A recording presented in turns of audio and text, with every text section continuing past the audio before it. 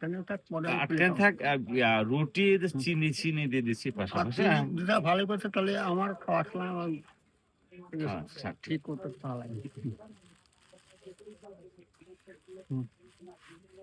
এই হলো বিষয়। হুম, মানুষ মানে অভাব আছে, কিন্তু অভাব তুমি যদি আজ উঠতে পারো তাহলে আমার অভাব থাকলে আমি তাহলে আবার চলতে পারি। হুম, হুম, হুম, ফিরে আসবে না? হুম, অবশ্যই অবশ্যই অবশ্যই আসবি। অবশ্যই ফিরে আমি আসবে। যেরকম লাটসাপ থাকবো লাটসাপ করে থাকবো না, না না থাকবো না। থাকবো না, আবার হয়তো ফেরত আসবো। হুম, ওই মাছের কাটা পায়ে ফিরলে বিদল দিদল হুম।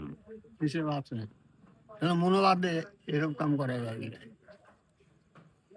উনি যদিও বা হুম, এই দোকানের সামনে বসে আছে, হয়তো রাত কাটাবে কোনো হ্যাঁ, দোকানের বারান্দায় বা ইয়েতে। হ্যাঁ, তারপরেও কিন্তু তার একটা নলেজ আছে, হ্যাঁ? হুম। কিন্তু আসলে করণীয় কিচ্ছু নেই। আসলে সবকিছু অবস্থা বুঝি ব্যবস্থা পরিবর্তন অবস্থা। হয়ে যায় কিছু, কিছু ভুলের কারণে কোনো না কোনো বিষয়। হ্যাঁ, এরকম কিন্তু আপনিও হতে পারেন।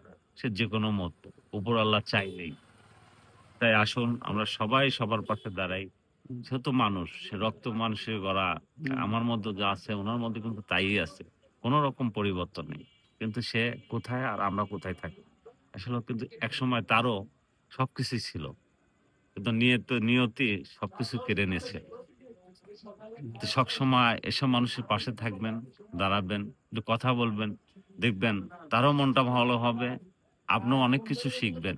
আপনিও বুঝবেন যে মানুষ আসলেও মানুষের জীবন কোথায় যেয়ে দাঁড়াইতে পারে। আজকে রাজা, কাল কিন্তু ফকির। হুম, হ্যাঁ?